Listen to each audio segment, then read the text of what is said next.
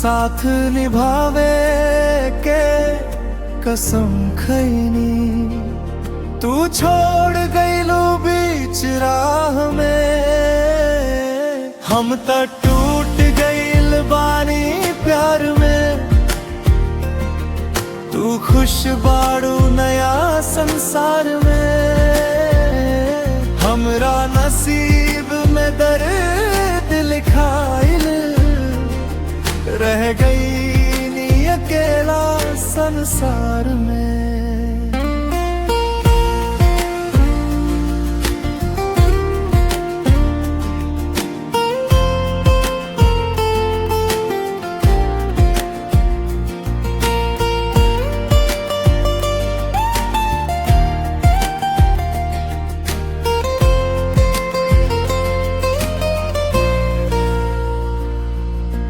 Photo तोहार देखी रोईला दिल,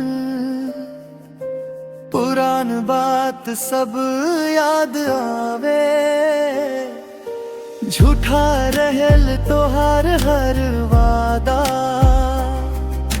सोच सोच मन घबरावे। हम त टूट गईल बानी प्यार में,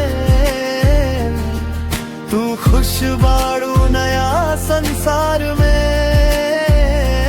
हमरा नसीब में दर्द लिखाए, रह गई नी अकेला संसार में।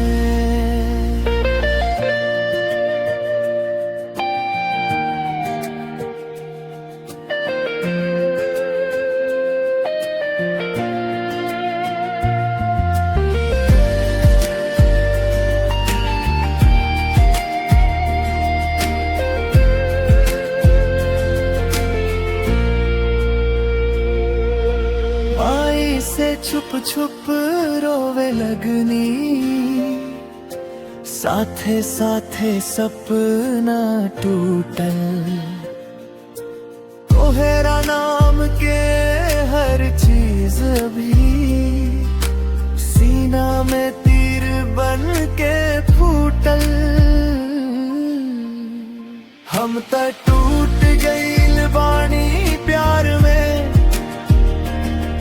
तू खुश बाड़ू नया संसार में।